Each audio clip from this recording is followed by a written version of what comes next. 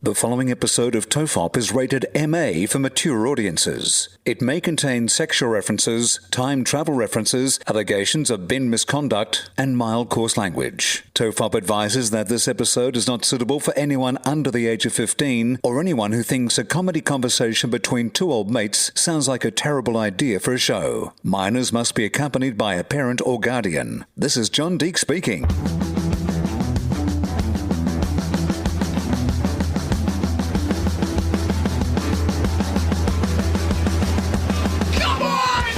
Everyone relax, this is TOFOP. I'm Charlie Clausen. I'm Will Anderson. Hello and thank you for watching.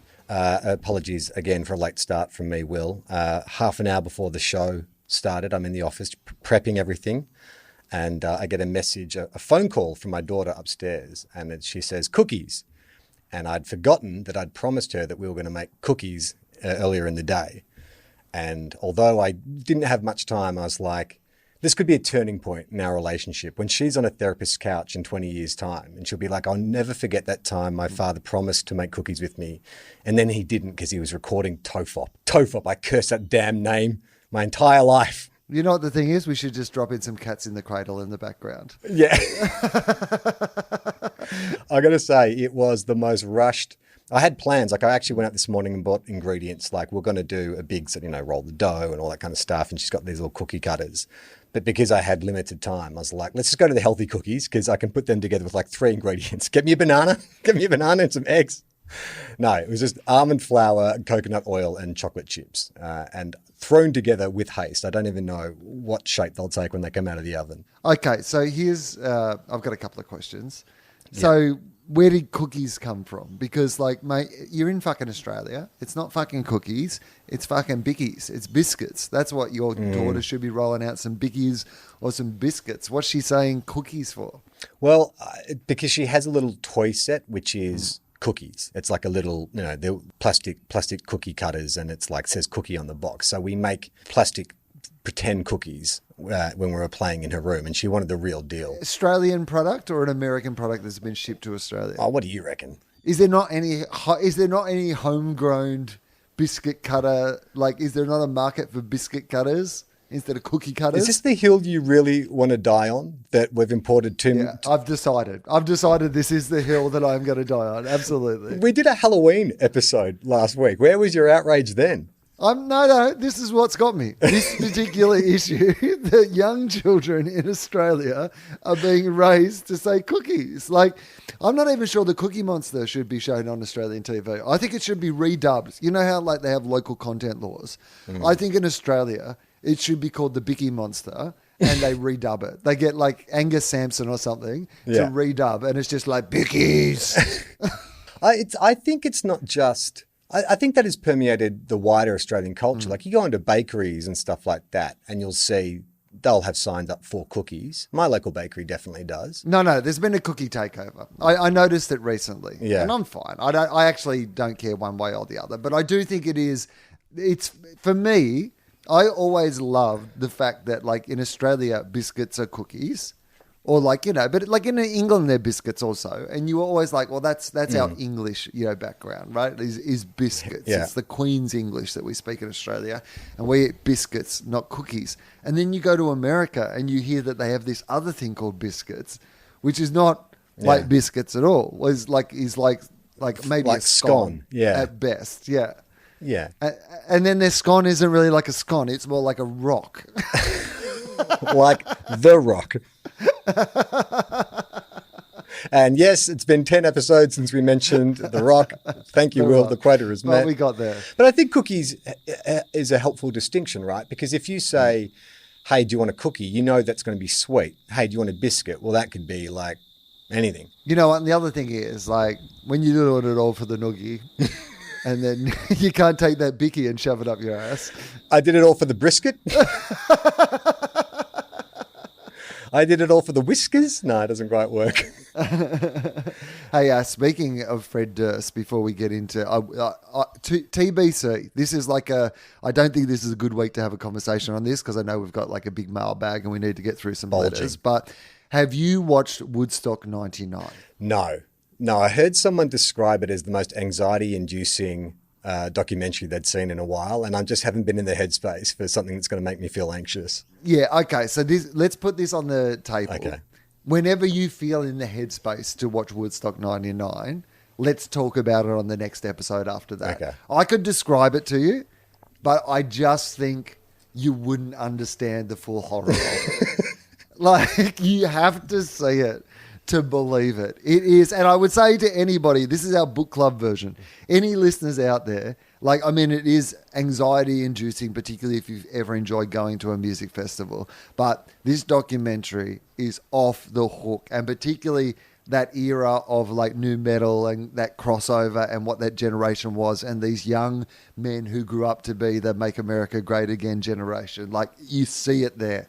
Like, yeah, this thing Woodstock has gone from being this, identified with one particular brand of like music and movement and community, and it gets taken over by like this young, white, entitled, angry, and they don't know what they're angry about.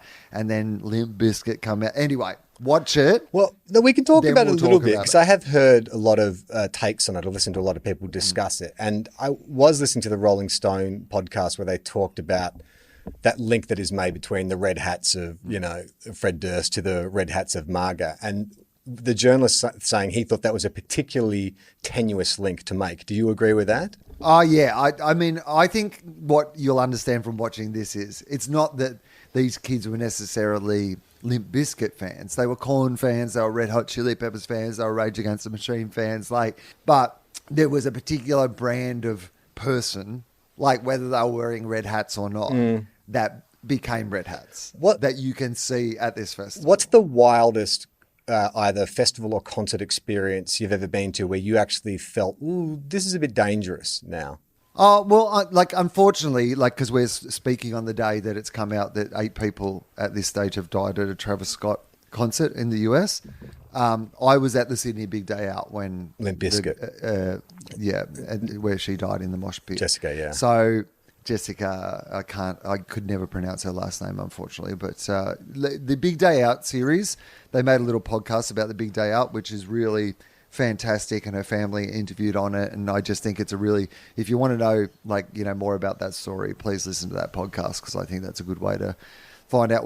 But this documentary is very much like that Big Day Out podcast. That's what it feels like, except that at this thing that once you see what happened and how it happened, you won't believe that they ever were allowed to have a festival of any kind ever again.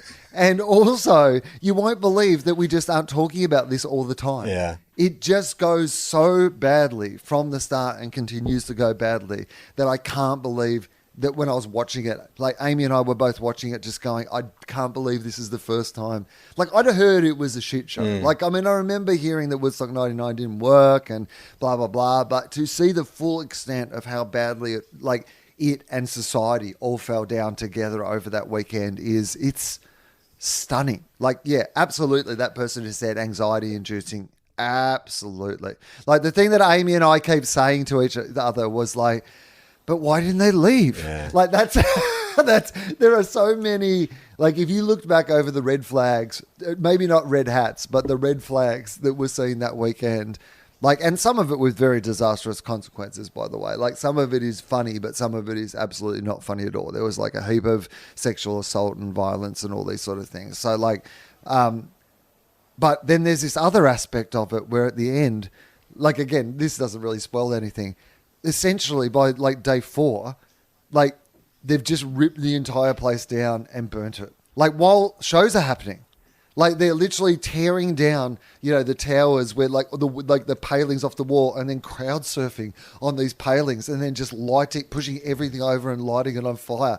And there is a small part of you that's well, that's fucking something. Something happened. It's like an experiment. Right. Stanford prison experiment or something. Right. Yeah.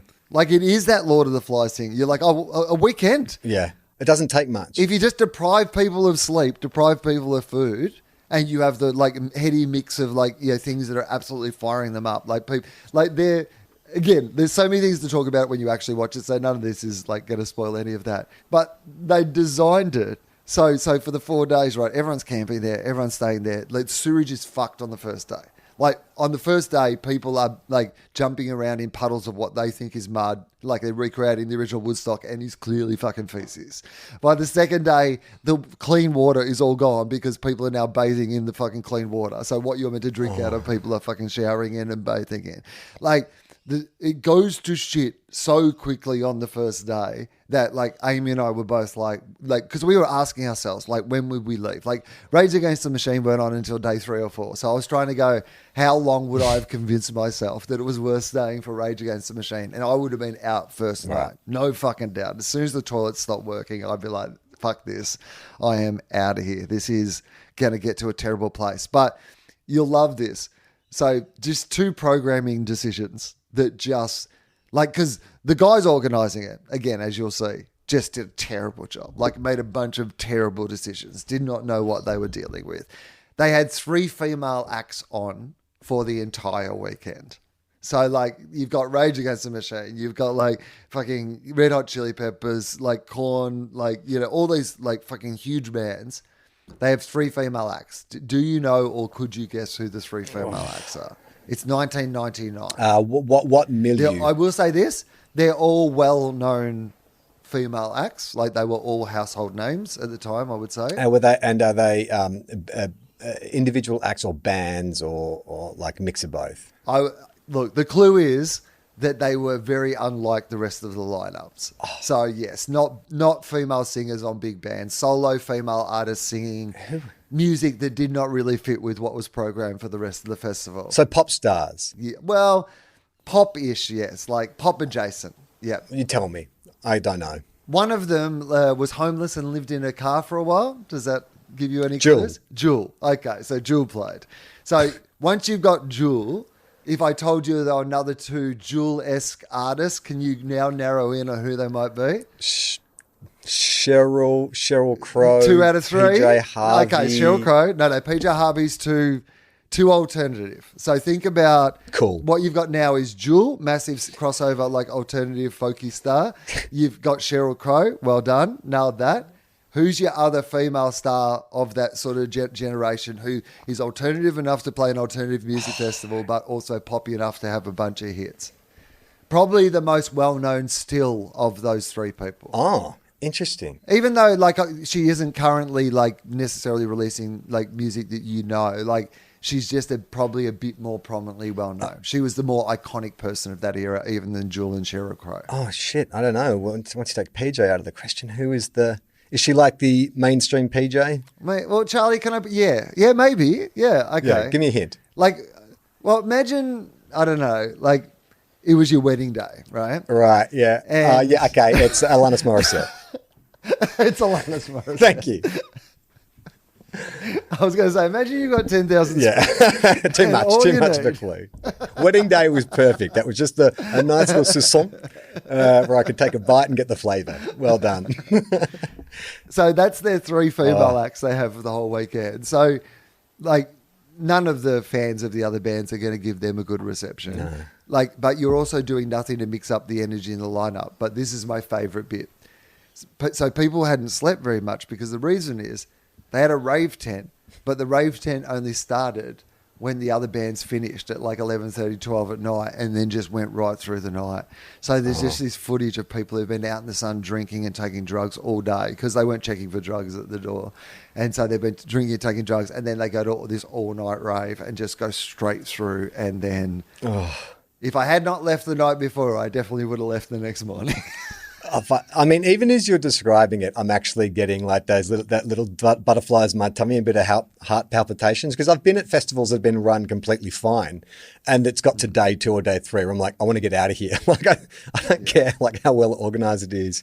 And I often think about The Simpsons, like for everything they skewered about society so accurately. I think the one lasting thing for me is they got mob mentality every time. The people of Springfield go crazy and just like break down in 3 seconds. I reckon The Simpsons nailed. That's exactly what we're like. It does not take much of a push before we all descend into madness. I think that is a great observation about The Simpsons too. I really do feel like it's almost the most accurate thing that they've got. Like, or that they do just uniquely better than anybody else. And it's so true. And that's what this weekend is absolutely. It's like if it was set in Springfield, you'd be like, yep, that's what would have happened. Yeah. It's the most cynical of takes of humanity. Because that is, if you say you get a bunch of people together for a music festival, what could go wrong? The most cynical thing you could say is exactly what happened at Woodstock 99. Like from day one, it's all going to go to shit. Literally. And there was 500,000 people there. 500,000 people. Like, even that amount of people is just horrible. All right, I'll get to it. But in the meantime, as you mentioned, we have a bulging mailbag stretching back to October. So I thought, let's just fly through these so we can get a bit of parity, because I have read some of these in advance, and I think the further we get away from the question, the more we'll forget what they're asking. It's not so the case with this first one, which is an evergreen question. This is from Xander. Hey, Charlie and Will. Hope the hip is well for you, Will, and fatherhood is going well for you, Charlie. I've got a child, you have a hip. That's that's how we're equitable. I made my sore hips and knees just before the podcast. Right. It is the same thing. I'll get right into it. Do you guys remember the movie Tremors from 1990 starring Kevin Bacon? Yes, one of my favourites from that period. I would say I remember the movie existing, but like I could not tell you one thing that happens in Tremors off the top of my head. He says, Xander says, I found out they're still making sequels to this movie, and the 7th one came out in 2020. The plots of the recent movies are definitely ridiculous and worth a Wikipedia read. Keep up the good work, guys. So I used to work in a video store. It's part of my mythology, like me and Tarantino. And Tremors was like... Kevin Smith. Kevin Smith. Oh, no, Kevin Smith was a convenience store, right? But what next to a video store. That's right. Yeah. And Tremors was one of like my go-tos if I had to take something home. It is a brilliant film. And it was that era when studios would back weird original ideas and put maybe 20 million, 30 million into it, because it's a special effects B movie, but with a big budget and a big star. It's fantastic. It's really good. I would highly recommend. I reckon you would love it. You could go back and watch it now. And because it does occupy that, it's a comedy. It's like Shaun of the Dead. It's a horror comedy, like a creature feature with these giant worms that live underground and attack you. And it is the perfect balance of scares, laughs, and adventure. It's almost like, I'd say, the perfect type of film like that. I think they made it into a series recently, or they did a pilot with Kevin Bacon as like the producer, and it didn't get picked up. I haven't seen any of the sequels, but I cannot imagine that they would be anything near. That first film is almost perfect. I would put it almost in the same category as Ghostbusters in terms of... Wow, yeah, really? It's really that good. It's almost pitch perfect performance from Kevin Bacon. And then you've got Michael Gross, the dad from Family Ties, playing this like... Because it's set in like Arizona, the desert. It's this small community of people who get attacked by these giant earthworms, like earthworms the size of whales living underground that suck them under the ground. And he and his wife, who I think is Reba McEntire, the country and western singer, play these two rednecks who are stockpiled weapons, and it's like their time to shine. Like they go to their bunker and it's just filled with all this weaponry. And to see the dad, from Family Ties, who played like this lefty hippie, then play like a redneck gun nut, it's brilliant. So yes, highly recommend you check out Tremors. Have not seen any of the sequels. Have I sold you? Yeah, absolutely. Like, well, if anybody isn't sold by that, then they're not buying anything. Well, it's like that was a good sell. Like, and I've really never heard anybody else be this enthusiastic about the movie Tremors. Well, there's a little primer. If you want to watch a YouTube video to kind of get you up to speed on what you're about to watch and why it's great, Red Letter Media do a review, like a 40-minute review of Tremors, and it's a great little kind of primer for watching the actual film, because they just sort of highlight like what these guys did with miniatures and the balance of comedy and horror and all that kind of stuff. It's funny. I was actually thinking about Tremors the other day because I've been watching the trailer for the new Ghostbusters, what is it? Ghostbusters Resurrection, Ghostbusters Revelation, Ghostbusters Retribution. And it's so weird to see Ghostbusters, which was a Saturday Night Live comedy essentially, where you had, just some buddies from Saturday Night Live making this supernatural comedy where it felt like they were riffing the whole time and it was all a bit silly, and you got Bill Murray kind of undercutting, the dramatic premise whenever he's in a scene. And now you see the trailer for the new one and it's like Steven Spielberg directed it. It's like the wonder of the proton packs and, what did your grandfather Egon leave for you in the basement? It's like, that's not the tone of the first film. at all. The first film's like an out-and-out comedy, right? I mean, I guess so. Yeah. I mean, I think so. Like you said, it's a sketch. Like, I guess this would be the equivalent of like an origin story for the two dudes from A Night at the Roxbury, right? Yeah. Like, yeah, totally. It's so reverent. Like in the trailer, you know, it's the granddaughter of Egon, you know, finding out her dad was a Ghostbuster, as if like finding out he was Batman or something, like pressing a secret button and the proton pack pops up, and it's like, this is this trend we're in right now of this nostalgia kind of trip, and it's like, I'm all for that. Like I was like looking excited for that Flash trailer with Michael Keaton because I'm like, I recognize that, but I don't know that turning Ghostbusters into Captain America makes any sense, does it? I mean, I want to see that. I want to see Christopher Nolan's Ghostbusters. I want to see it get properly dark. That's a pretty good idea, actually. If you got, well, that was like what we were talking about with Crocodile Dundee. Take that silly extended sketch premise and get super serious with it. I think that would be good. Christopher Nolan's Ghostbusters would be awesome, actually. Or right. David Fincher's Ghostbusters. Ghostbusters. Any film bro director. Darren Aronofsky's Ghostbusters. But I think so. Like, I mean, if you're going to go that far, go the whole hog. Who is there a director, like one of those guys ever done comedy? Like, I guess Christopher Nolan has bits of comedy. Like Michael Caine during the Batman films was like sort of comic relief, and he's not like known for it. Heath Ledger was kind of a comedic performance. Do you reckon he could handle the comedy elements of it, Christopher Nolan? I mean, I know we're doing it dark, but you still need to acknowledge, like, Bill Murray's going to have a cameo. So if he was like the Michael Caine character, just coming in and, you know, wry kind of comment here and there, just enough comedy not to make it silly. Yeah. So, yeah, that's right. You don't want, like, Taika Waititi's Ghostbusters. Although I'd be happy to see Taika Waititi's Ghostbusters, by the way. Maybe like it. I just like him to take it. Like if Taika got Ghostbusters, he like sets it in New Zealand. You just want what we do in the shadows with Ghostbusters. You want to mash up, but they're Ghostbusters now. All right. Next bit of mail is from Bruce. Greetings, chaps. Your recent talk on workwear like Hardyacker and King G becoming de rigueur by rap stars reminded me that David Bowie was always ahead of the times. Now, can I just say, I would have gone with de rigueur. Oh. But you go with de rigueur? You probably said it right. I'll wait for Adam Spencer to correct me. Adam Spencer's Media Watch. He didn't correct me on the Vortex or Apex last week, so I think he must have missed the episode. You'll catch up. In the mid-'80s, Bruce was working in an Armley surplus store in Melbourne that also sold camping gear and workwear. In walked David Bowie, who was on his Glass Spider tour. You're probably too young for the Glass Spider tour, I imagine. I was. Bowie browsed around with his bodyguard, who looked and sounded like a Cockney wanker. And he's capitalised Cockney wanker as if it's like a character in a script. So, Cockney wanker. Let's say it's just Michael Caine. He's actually, the reason he's capitalised it is Cockney wanker was a character from Viz magazine. Oh, okay, sure. I'm not familiar with Cockney wanker, but in my mind he's got Michael Caine's voice. At one point, a young girl asked David Bowie for an autograph. Mr. Bowie looked at his bodyguard, who looked at the girl, and he said, "Not now, love."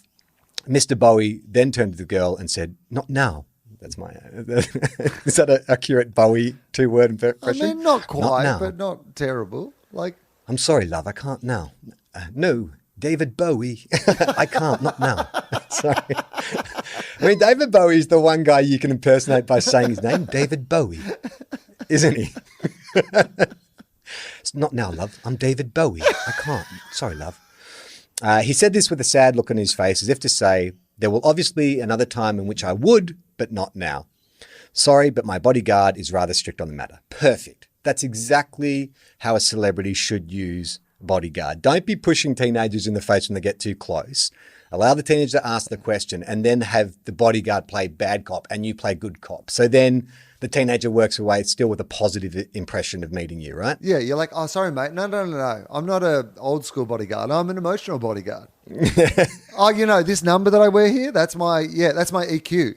I have a high emotional intelligence and I use it in these situations. I just take the bad juju, I soak it up. David's fine. There's never a situation. We diffuse it before it happens." To my astonishment, David Bowie ended up buying a bunch of hard yakka and King G workwear.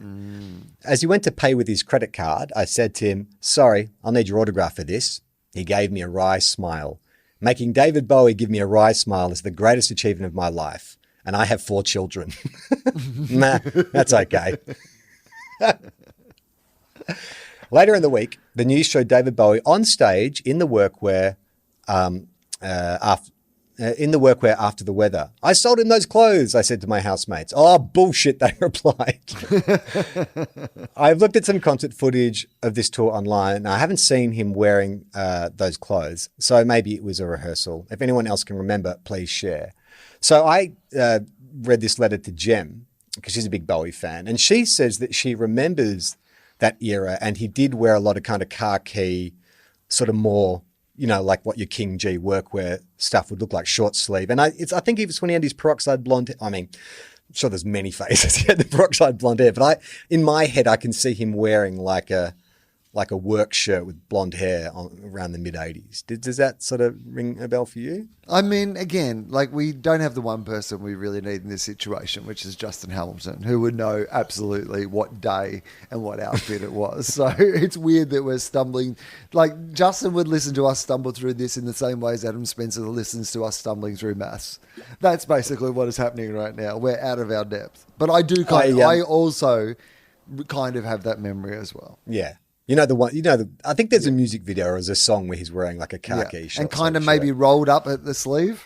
Am I going too far? Is it rolled up at the sleeve? Podcast Mike, can you just Google David Bowie Glass Spider Tour mid-'80s and see if there is a photo of him in what would be like a Army Disposals kind of shirt, like a khaki shirt, long sleeve, short sleeve, name tag, just anything that confirms our bias. I should mention on that hard yakka thing that I went to one of those hipster vintage clothing fairs while I was in the Gold Coast, and a hipster had a hard yakka cap for sale for $60, like a secondhand red hard yakka cap. I think I took a photo of it. I put it on the Instagram page, the TOFOP Instagram page.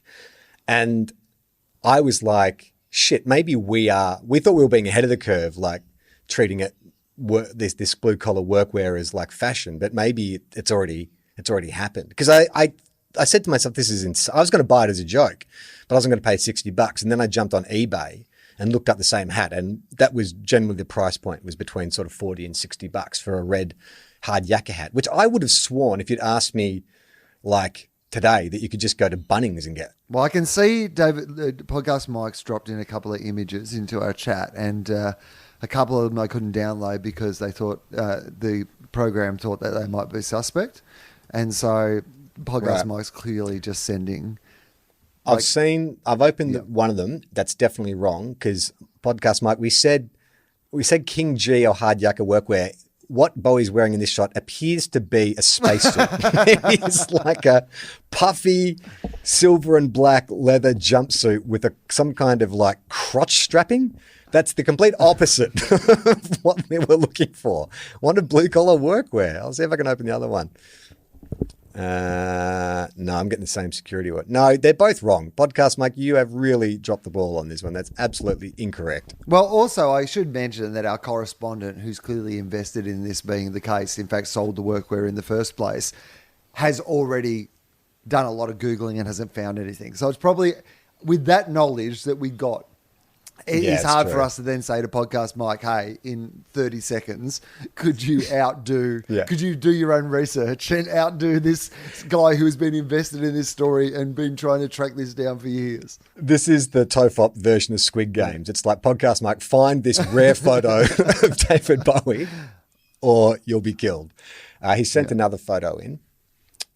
No, that's like 60s Bowie. He looks like he's 18 years old, and he's in all denim, so you're getting closer, but that's the wrong era. So just keep trying. We'll give you to the end of the episode before he Squid Games you. And what is your understanding of what Squid Gaming someone is, by the way? Have you watched Squid Game? Yeah, I've watched the whole series. Yeah, the Squid Game is like, you set a task in which there's normally some kind of twist to the game, and if you lose, you get shot in the head. So to Squid Game someone means to shoot them in the head, is what you're saying? Well, like put them in an impossible situation. Well, you know, they have to complete a task. They've chosen to be in this kind of horrendous death I'm not game. sure that Podcast Mike has chosen to be in this horrendous death game. I think he signed up to produce a podcast. Podcast Mike, you can exit the recording at any time you like, but I bet you he won't because it's Squid Game. To get Mike to work on the show, I slapped him. I met him at a train station and slapped him in the face a bunch of times. Did you watch Squid Games? No, we started watching it, but I've been. Okay. We're talking about K-pop and South Korea on Gruen this week because it's just become like the country itself has become very popular off the back of like Squid Game and K-pop. You know, BTS and Blackpink and these bands that are hugest bands in the world at the moment, and so we're looking at it from a marketing and advertising point of view. But it's meant that I've had to read a few articles about it, and it's just the success of Squid Game internationally, like for that country. Like it's their Crocodile Dundee. It's a bit darker than our Crocodile Dundee. Like Crocodile Dundee had like his Squid Game feels a little like, okay, hi, we're South Korea, and by the way, you've been concentrating on North Korea, but we're thinking some pretty fucked up shit here too. Well, South Korea though, like has been. Cinematically, they've been kind of ahead of the game for a while now, like starting with The Host and then Parasite and stuff. So this has been a long time in the country. But I guess this is more in that field of mainstream popular entertainment. Yeah. This next letter is from James, who's a chiropractor. So he's come up with a slogan. Okay. What are you going to say? We'll keep malpracticing. So they keep anti-vaxxing. Sorry, chiropractors out there. No. You are real doctors. You know what the thing is also? That I would say that it's bad chiropractors that good chiropractors would hate even more so than everybody else, right? It's the dodgy end of being a chiropractor that's making the rest of them look bad. There's good car salesmen. There's good real estate agents, exactly. Will. There's good politicians. Absolutely good chiropractors out there. So a bit late to the party. Here's my slogan for fellow chiropractors. We keep on blank, so they keep on blank. And the clue for that is that we keep on simile for chatting, like a fun. I got it. Okay. We keep on yakking, so they keep on cracking. Correct. Well done. You're really good at the slogan. I guess you do Gruen. It sort of like hones you for this, doesn't it? Just like advertising slogans. You get it. You work with too many creatives now. Okay, this is from Chris. He says, listening to Playgrounds for Playing, we talk about a musical equivalent to Van Halen in a 91 Back to the Future. So for people who haven't heard that episode, I was suggesting that scene in Back to the Future where Marty McFly goes back and convinces George McFly is from the future because he plays in Van Halen and the music is so foreign to George, like it freaks him out. Is there equivalent today? Now, when we recorded that, we couldn't really come up with one. We're like, oh no, music hasn't changed that much. But then as soon as we stopped recording, I thought of one, and Chris has thought of the same artist. You can't tell me some awful shit like Skill Rex wouldn't terrify someone from that time. Any of that shit from the last 5 years, it sounds like a fire engine giving birth to an ambulance would work. Just that, or have a 5-minute conversation about climate change or the pandemic. That'll sort it out. So, yeah, no, you're right. Like a Skrillex or like a... Did what I say? Skill Rex. I said Skill Rex. I'm the oldest man in the world. Skill Rex. I do need to get glasses. I'm putting it off big time, and I'm trying to read this monitor. You know, you ain't Rex. He's real skilled. Skill at Rex. being a DJ. Skill Rex. Well, when we start our blue collar crew, I'm going to call myself Skill Rex, and I'll be wearing all my hard jacket. Not Skrillex. Absolutely not related to Skrillex in any way. Skill Rex. Skill Rex. That sounds like futuristic brain melting something. I reckon if you heard that in 1991. Yeah, I guess anything with a sample. Boom. I mean, even anything with a sample. Like if you played the Frontier Psychiatrist by like the Avalanches, I think that would be like, because it's all, recordings and voices and samples. I think that would sound very futuristic. Hang on. But 91, wasn't that the era of Jive Bunny? So we sent him back a Jive Bunny. Is that what you're saying? No, I'm saying Jive Bunny was in 1991. Like, you're not, if you hear the avalanches, it's only 10 years in the future. That's going to be like, oh, sounds a bit like Jive Bunny. Jive Bunny got their act together. I mean, I guess you could like relate it to, but that's why I think it's not too foreign. Like it's a clearly an advanced version of something that already exists. Whereas like if you played Skrillex to people from like that era, then I think that you'd be like, no, this is just the alarm going off in your phone. Do you know what I mean? Like you wouldn't necessarily recognize that it is music. What about like something from the 9 Inch Nails?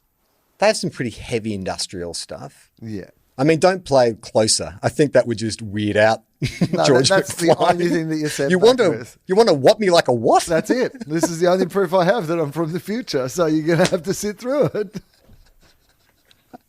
it. John writes in, hey, Charlie and Will, after listening to today's episode, The Anchorman, where you discuss the idea of turning on a device with messages from the future and how many messages would come through, reminded me of the poor lady who Charlie doxed with a fax machine. So I've set out to make my new movie Fax to the Future, where a mysterious time traveler, played by a Clawson type, entrusts his fax messages to a lady in the shop, but she soon discovers they are messages from the future. Thanks for all the free funny. Love from your Irish listener. Well, top of the morning to you. May your potatoes be plenty and bountiful, as you are fond of saying. I hope you found the person who took your Lucky Charms. I'm half Irish. I can make those jokes. It's my people. Yeah. That's our word. Look, I'm a white Australian, so chances are there's some Irish in there somewhere. Okay. What do we think of this idea, Fax to the Future? I think it's got legs. Yeah, I agree. As a comedy, I could see it as a kind of like Judd Apatow, Seth Rogen. It's a woman who's got like she's getting these faxes from the future, but she's annoyed by it because she's trying to run her news agency. Yeah, she's not in the solving crimes from the future business, but she has this fax machine that keeps getting these mysterious faxes, and it annoys the shit out of her. That is brilliant. So she's just taken over this news agent. Like maybe she just split from her husband. You know, she's in a shitty mood. She's taken over this thing. She's going to try and make this news. She's never run a shop before. And, you know, as she's clearing up the back room, she finds this old fax machine, blows the dust off it, doesn't realize that it's a bit of high grade, like military tech that was left there by accident. And it was like this experimental fax machine that was taking messages from their agent in the future. And so she plugs it in and it comes through and it's basically Quantum Cop. It's Quantum Cop is sending back. Okay, you know what? The dude, she buys the store from the dude who died. He was scientist? That was his cover, right? Like he's the guy who's invented the future fax machine, dude, and he's been like living in this news agency. It's a good cover to have that sort of equipment out the back, and he's just been using it and then he dies. She takes over the estate. She finds it out the back. Okay, and so what is the issue? She's got to have a goal, and these faxes have got to get in the way of that. So if you were, well, her goal is to like survive because she's a single mother now, and she's trying to run a news agency. Yeah. And she's getting these like panicked messages from the future about humanity being at stake. She gets annoyed. Right. Because remember with your, like the lady who we annoyed, wasn't she hearing the phone ring or whatever from her house or something like that? Night and day. So so it kind of has that horror, like just mysteriously the fax machine starts like ringing. Yeah. Like maybe it's not even plugged in. Do you know what I mean? That's perfect. Yeah. Because our future tech, they don't even use like They don't need a plug. Yeah, that's right. I mean, it'd be ridiculous to like rely on just like a plug for this device, right? Yeah, exactly. So then I think you need to bring in another character because who's this guy sending this? Who is the contact point who's meant to be getting these messages, like Looper? Right. So the guy is coming to the news agent he's got to get because there you got a conflict because he wants these faxes, but she's just annoyed that who's this guy who keeps faxing me? So, and then I think they can go on an adventure together. Maybe a love story. I like those movies where in a lazier film, they would make them fall in love, but they never do. They don't like each other, but they have a begrudging respect for each other by the end, but it never goes further. You never see them kiss or there's never kind of some confession or anything like that. They just two different people who find a common cause. Okay, I'm fine with that. That feels okay to me. But so he's got to recruit her because she's the one who's standing in between him but how could she realistically be standing between like a a spy type person, like, you know, assuming that, like, what stops him from just coming in and being able to access this fax machine? I reckon we just build in some kind of convenient tech where, because she was the one who turned it on, the fax got coded to her, so you can't actually read the faxes unless you have like the coding with it, like that. She when she pressed the power button, it implanted a nanobot under her skin. Nanobots, that's good. We'll use the universal Hollywood language of yada yada yada plot point and blame it on nanobots. Definitely nanobots. So it implants a nanobot in her. So she, which then moves up her bloodstream to her cornea, and so she's the only person. It just looks like a blank sheet to him. So he needs her to translate the faxes to him. Oh, that's great. Only she can read the faxes. Like it's like invisible ink to everybody else, because people can't understand at the start. Because she's getting these mysterious messages. Because I think she should get the messages a bit before he turns up, right? And she's getting these mysterious messages, and we can play it a bit like no one's believing her. Because when they look at the pieces of paper, they just see a blank page, and she's just come out of this relationship, and like, you know, everything's been going wrong in her life. How about this? It's like They Live, that great scene in They Live where Roddy Piper starts putting on the glasses for the first time and seeing all the billboards obey. So for her, it is like a horror film, because she's getting these like almost like threatening messages coming through, like all humanity will die, blah, blah, blah, blah, blah. And she's showing them to people, and no one can kind of understand what she's talking about. And the great thing is, because she doesn't know she has had the corneal implant, she's seeing it and you don't see it. No, it's blank paper as far as I'm concerned. The one guy who believes her is the agent. So she needs his help. Right. Yeah, okay, that's good. Okay. Yeah, okay, perfect. Now she has a reason to be with him as well. That's right. See, screenwriting's easy. Well, that's the first act. I mean, we've come up with the premise. What happens in the second act? So they've got to work out. I reckon it's a film where they're not going to be able to travel into the future, but this person's sending them messages. It's whether or not you can trust him. Maybe it starts off where you think that he's being helpful. They're stopping, you know, whatever kind of assassinations or whatever.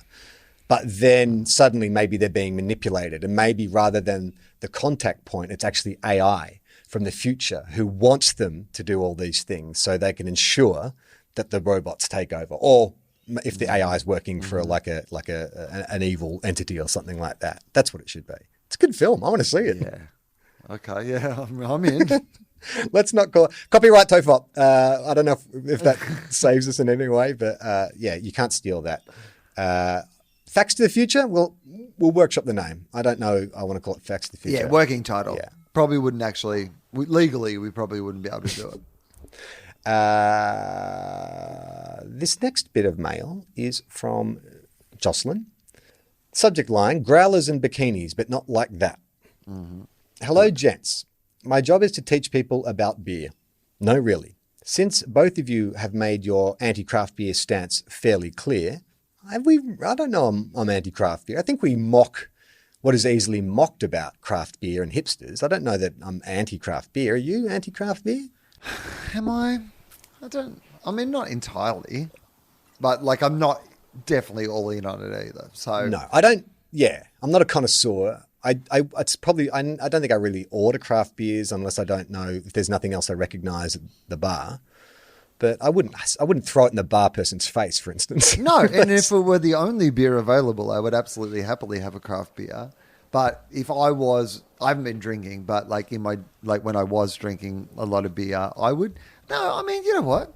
That's not true. It depends what you mean by craft beer. Like I would drink things that were like a little crafty. Like that's what She's crafty. I don't like full on crafty. I don't feel like crafty to the point where you're like, well, that was more like a meal than a drink. Like that's not what I want. But I want like a touch of crafty. I don't want your traditional. I don't want to be drinking a VB. I want like whatever craft beer that VB bought and thought was commercially available. Jocelyn continues, you'll probably hate what I do, but if you want to come along anyway, the company, and we'll give her a free plug, is called Hop On Brewery Tours.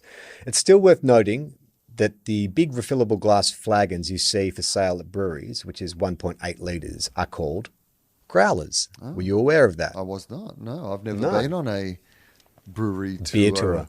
I don't think. No. I mean, I think I've been on a couple of like breweries, but I don't think I've ever been on like a proper like. What do you mean? Why? Oh, yeah, no, I went to the Guinness Brewery when I was in Dublin because. Oh yeah, me too. Okay, yeah, no, I went to the Guinness Brewery. That's true. Yeah. What did you think? Whatever. It's a factory. Yeah, same. I was really, you talked it up a bit. It's like, I mean, how many floors do you want to put like the beer making process on? I reckon like one room would do. It's like, have you been to the Cadbury factory in Tasmania? Have you ever been did you ever do a school excursion to the Cadbury factory? Yeah, guess what that is? A factory. You get some free chocolate at the end. That bit's great, but we could skip straight to that bit as far as I'm concerned. Same with the Guinness factory. And this is where we underpay our workers and stop them from joining a union. Okay, why are they called growlers? The story goes that in the early 1800s, pintails, pitchers, glass jars, or jugs or other vessels were used to carry beer home from the local pub. These growlers supposedly got their name because as the beer sloshed around, it caused the carbon dioxide to escape and created a growling noise. I don't think I've ever heard my beer make any kind of noise. I've heard my body make a lot of noises after having the beer.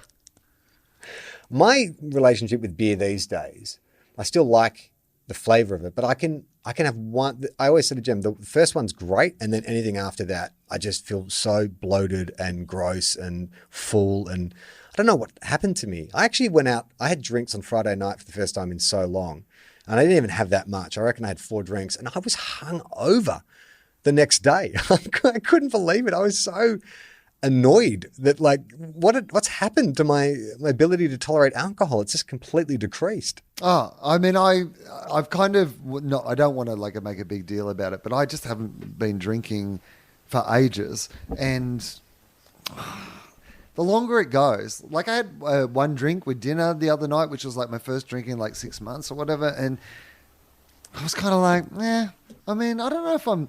I mean, who knows? Who fucking knows? I'll probably be blind drunk in 3 weeks, you know? But nowadays, you would buy a growler and fill it with beer at a local brewery. It reduces waste, ensures you're getting the freshest product, and is great merch. 2 litres of beer. I don't think there would be any instance, even in my 20s, where I would consume 2 litres of beer, I don't think. That seems like a lot. How much is in a can? Like, what, $3.75? Okay. So 6 cans?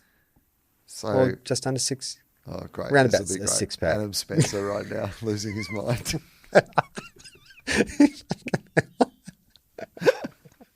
Imagine the fun I have trying to teach our guests about growlers, the beer kind, where there is constant sniggering from 30 to 40 to 50-year-old men.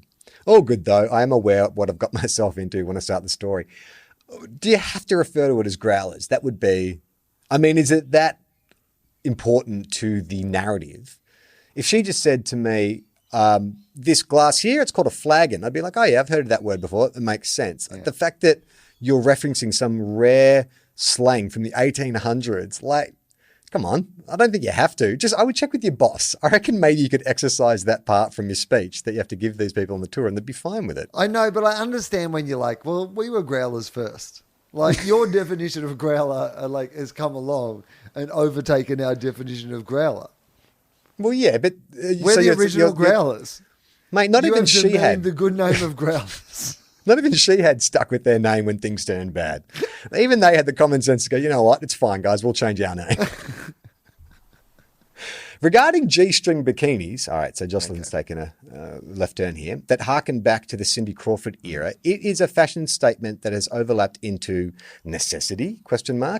Because it's so popular. It's almost impossible to walk into a shop and buy a normal bikini that doesn't crawl up your ass or stretch over your belly button. I just want something to cover my cheeks and sit on my hips, but that is so passé and difficult to find. Many wear those string bikinis by choice, or many wear them due to lack of choice. I think men will never know the pain of changing fashion trends. Thank you for all the hours of entertainment and for keeping me laughing as I toddle from Brisbane and around the Goldie. Okay. Specific Queenslander. Well done. You know what I've also noticed with the G-string kind of phenomena is there's wetsuits, essentially, like steamers. Mm. You'll see surfers. And so it's like full sleeve, you know, arms and up to the neck, and then it gets down to the waist and it's a G-string wetsuit. And I'm like, I don't understand what is going on here. Yeah, I mean, don't necessarily dislike it, but I don't understand what's going on here. I just want to know whose decision it was. You know, was it something that the women who would wear those out into the surf were demanding? If so, absolutely 110% I am behind that. Like, if that's your thing, it's more comfortable, you feel better, whatever. Like, absolutely. But as our correspondent may have suggested, that it's something that is being forced upon the majority of people because somebody else made a decision, then that's, it seems unfair. Yeah, it seems a little unfair, I would have thought. Of all things, a wetsuit. It's just one of those things that is mostly made for practicality. Do you know what I mean? Like, it covers all of you. That's kind of the point. This is from Jen. Hi guys, I've been a teabagger since the beginning and I still listen every week, though recently I've fallen a few weeks behind and I'm at the point where we speculate on Hollywood using TOFOP's podcast instead of paying writers. Yeah, that's one of our probably most far-fetched gripes is that we get poached for ideas by Hollywood. Well, wait until we see Facts to the Future. Look, copyright TOFOP, I actually think it's a really solid idea. And I know that the certain production companies are looking for romantic comedies. And I think that one would be quite good. Anyway, copyright TOFOP. How many times, if I say it 3 times in the mirror, does that make it legal? I have an example a little closer to home. Just before we plummeted back into lockdown, I was lucky enough, after 3 reschedules, to finally get to see the stage play of Bluey with my 4-year-old. Now, listeners for TOFOP might not know that Bluey is Will's nemesis, the only show to outright Gruen on the ABC. Is that right? Yeah, well, I mean, look, you know, in kids, like, let's be honest, like, kids don't count. Mate, I've got to say, I've been watching Love Bluey and it's really good. Yeah. It's really good. Yeah, no, that's fine. I know adults think that Bluey's great, and that's fine, but Bluey's not a real person. Bluey's a cartoon girl, I believe. Cartoon, like, I don't even know the story of Bluey. Like, for ages, I thought Bluey was a cop, and then, like Bluey is not a cop in any way. Bluey's a girl. That's Paw Patrol or something, right? Yeah. Not the girls can't girls be cops. Can be cops. Now, I don't want to give any spoilers here, but there is a fairly decent subplot which involves grass grubs. And in my 35 years, it's only the second time I've heard of these. Oh. The first being episode 331 of TOFOP. Mm-hmm. For the rest of the show, I couldn't help but wonder if one of the writers was also a teabagger, taking inspiration from Charlie's misadventures. And with a new season of Bluey on the horizon, I will definitely be on alert for any TOFOP adjacent storylines. The second there is a bin dispute, I will know that there is a conspiracy, that this conspiracy theory is true. Thanks for all the laughs. Hope you're keeping well in this extraordinary world that is 2021. Well, I'll go. I want to go like full QAnon conspiracy on this. Go down the rabbit hole. Okay, so why is Bluey called Bluey? What is the reason that Bluey is called Bluey? She's a blue healer. They're part of the right. Who was on the TV show Blue Heelers? Shit. Yeah, not me. Right. So this is somebody who's obviously been doing some research by watching Blue Heelers, like to research for the show, and then has like stumbled upon you, found out you've got a podcast, is listening to our podcast, and much like Hollywood, is ripping off our ideas. Well, you know what? The sort of one of the ongoing story. And now Bluey is your nemesis too. One of the ongoing storylines of Bluey is like it's her relationship with her father. It's one of the best things about the show is the way it positively portrays the relationship a father can have with his daughters. Like, this is a father who's constantly available, supportive of Bluey in every way, doesn't try and restrict her, you know, when she has emotional outbursts. It's a really beautifully written relationship. But he's also a bit of a dorky dad who gets into mishaps all the time. And you can do an entire episode around, his name's Bandit, around his mishaps. And in many ways, I have watched Bluey, and Iona will often look to me after watching an episode of Bluey and call me Bluey Dad, as in the dad I see on TV. It reminds me a lot of you. So I don't think it is. She's staring at this. Yeah, when Bandit's on, she's like, "That's you, Dad. That is you. You are a classic Bandit." I mean, she also watches Peppa Pig, and when she watches that, she turns to me and calls me Daddy Pig. I'm like, "What the hell? What did you call me?" Okay. So I think so. I mean, look, the grass scrubs thing is weird because I had never heard of grass scrubs prior to that happening. And the fact that Bluey, and there is enough connection. You're an ABC employee. You know, I think that there could have been, we were slagging off, in all, you know, good humor and jest, we were slagging off Bluey a little while back. Maybe someone passed that episode on to a writer. Media monitors over at Bluey HQ are like the Google alerts. Is Anderson talking shit about us again? Imagine if we got into a full-blown like hip-hop style beef with Bluey. Like they released like a little 30-second animation of like Blue just being like, fuck TOFOP or something like that. You know, they bleep out fuck. I only ever, like, for any of these things, our rule at Gruit is I will only ever get into fights with people that I actually absolutely love. Like, you know, that I couldn't possibly have been in a fight with. So the other one's Ando. Like the amount of jokes I've made about Ando and Arn's, like, where it's like, it would seem like I had a real feud with Arn. I love Arn. Arn before he was like famous, used to open for me and stuff. He was like, he's a cool guy. But like Bluey and Arn are on my hit list at the moment. What about Joe Rogan? I mean, you're in a feud with him now, right? Oh man, like this week it felt like I actually was in a feud with Joe Rogan. It was awesome. Like certainly some of the comments I was getting from like Joe Rogan fans, like they were like I picked a fight with Joe Rogan. But you didn't actually comment anything. You just retweeted the tweet, right? You didn't actually say anything. So for people that don't know what the story was, like there was an ad made by Paper Moose, who are the agency, like on Gruen for the first episode. We set them the challenge to convince the people who can't be convinced when it comes to vaccines. And so they made this fictional ad about a guy, Jazz Tremlow, who people might know, the comedian, and very funny performance by him. And he is dying of some sort of allergic attack in a cafe. And somebody goes to give him an EpiPen and he starts asking the series of questions that anti-vaxxers might ask about, like the vaccines. You know, what brand is it? Where were they made? What were the blind trials? Blah, blah, blah. And then the final sort of punchline as he's like gasping for his final breath is like, what did Joe Rogan say? Someone called Joe. And Joe Rogan posted that on his, in fact, did you read what he actually said when he posted it? Yeah. Because Australia's mishandled the pandemic and this is propaganda and blah, blah, blah. I will read it out because it is just so amazing. Like, if it's still up on his page, let's see if he's left it up there or has he actually finally put it down. Oh, he might have actually finally put it down. Interesting. Podcast Mike, okay. Can you find the what he wrote on Instagram? Oh no, there it is. No, still got it here.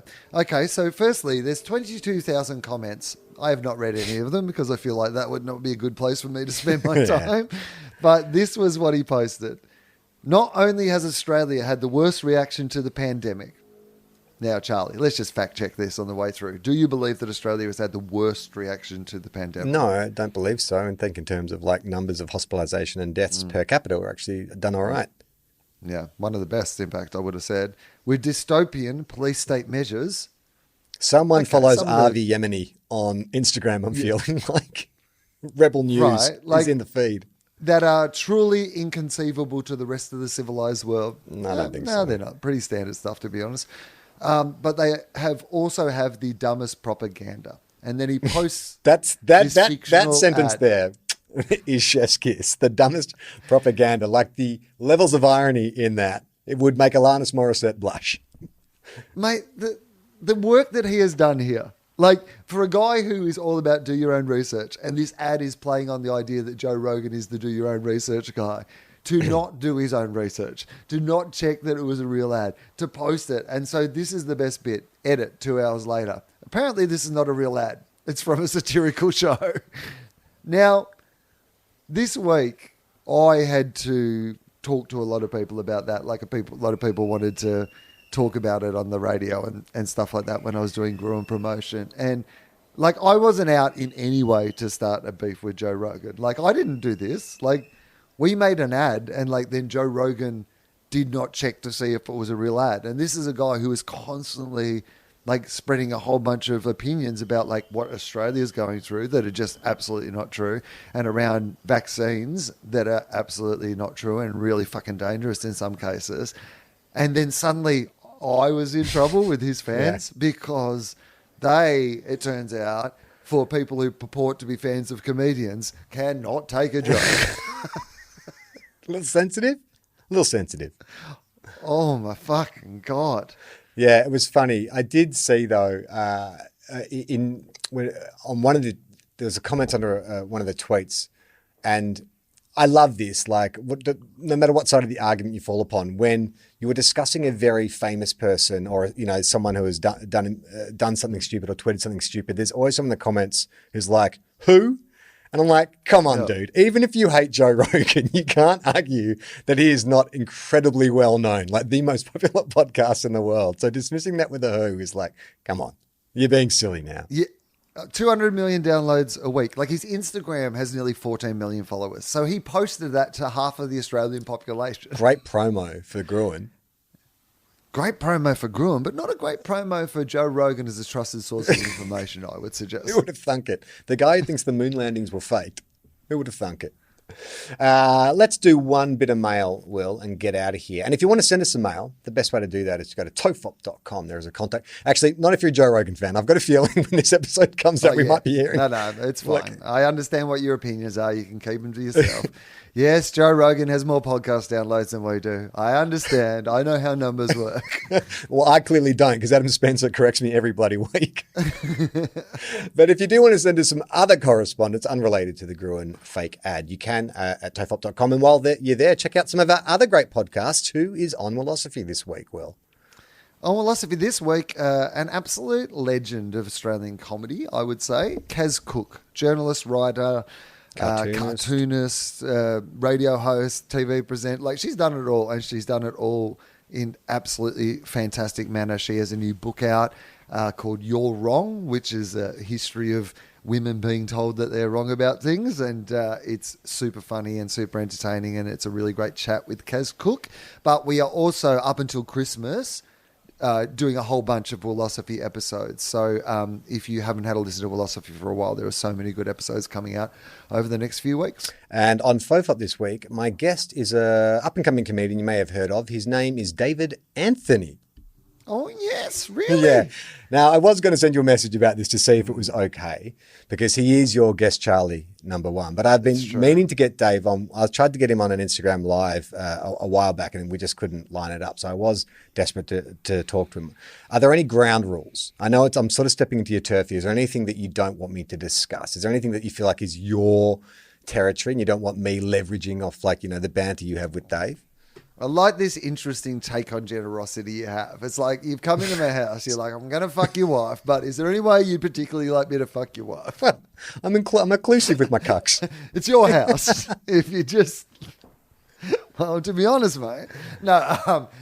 Of course, just have your own conversation. Like, here's what I will say is there'll just be certain areas that you don't want to get into. Unless you want it to completely go in that direction. That's all I would say. I've got a list stuck to my wall of things I'm going to try to avoid, and politics and whether or not the basketball is rigged is one that I'll stay away from. All right, our final bit of mail, and thank you to everyone who sent this mail in. When we finish this episode, we're going to jump across to our Patreon and record a special Patreon mailbag episode, because that mailbag is bulging as well. If you want to join our Patreon, I'd highly encourage it. You get to see full videos of the episodes every week. We upload them to our Patreon, plus bonus episodes, plus artwork. James and I were working on the final installment or the penultimate, using that word correctly for the first time, installment of Quantum Cop. Don't know where it's at. James, I know you listen to this because you're doing the artwork. Where are we at with Quantum Cop? Can we give people like a deadline of where they might be able to see it? Don't want to put any more pressure on you, but just give me a ballpark. 6 months, a year, 5 years. Also, James is currently working on my new show art for my tour for next year. So behind that, rethink some priorities. Okay. The other thing I want to mention about Patreon. Oh, yes. To all our Patreon subscribers, I know it's been a backlog waiting for your top tier prizes. They've all been sent. And if there's anyone who hasn't received their posters or doesn't receive in the next few weeks, just let me know. I've just been emailing with a bunch of you who haven't got stuff. So I'm going to try and get them out as quickly as possible. But I think I sent out like 30 posters and a bunch of fridge magnets last week. So they are coming. And now, final bit of mail, Will. This is from Megan. Hi, Will and Charlie. I've been listening to you guys for 5 years. I've only recently become a Patreon subscriber. Good way to go out. Thank you. So firstly, I just want to say a big thanks for all the last of the years. The first episode I have strong memories of involved you analysing the lyrics of Orinoco Flow by Enya. That's what really cemented that for me, that I'd arrived home podcast-wise. It appealed to my sense of humour so perfectly. I thought, finally, here is a podcast for me. I had a similar moment listening to your most recent episode when you both started talking about how much you love office works. Despite Charlie's unfortunate experience, by the way, being caught crouching on the floor with a hole punch sounded like one of my worst nightmares, and I'm surprised you survived it, Charlie. But it seems like your technique worked, and I may have to use it in the future. I love office works, and whenever I'm in there, I get an overwhelming desire to buy all kinds of exotic and unnecessary stationery. I already own way too many empty notebooks and colourful pens, but who knew manila folders came in so many colours? It is intoxicating. Yeah, I hear. I'm with you. Same. As a woman in my late 20s, maybe it's odd to have such a moment of kinship with two men in their 40s talking about stationery. Oh, fuck. When the Roganites come for us, they're going to tear us apart. Like, listen to that description of us. Like, we can't fight. We can't hunt. We talk about how much we love stationery. We're dead, mate. Love stationery and analysing song lyrics in far more depth than ever intended. They're some of the things that bind us together as humans. Yeah, that's the message of TOFOP, man. We keep on shoving, so you keep on loving? Shoving shit? No. Oh, boy. Can we have the loving without the shoving, please? More cushion, less pushing. On a more serious note, thank you for all the hard work you do in getting this podcast up so regularly. It's got me through some very hard times, especially in the last couple of years. So thanks, guys. Megan. Well, thank you, Megan, and thank you to everyone who wrote in, and thank you to everyone who's listening. I'm Charlie Clausen. I'm Al Anderson.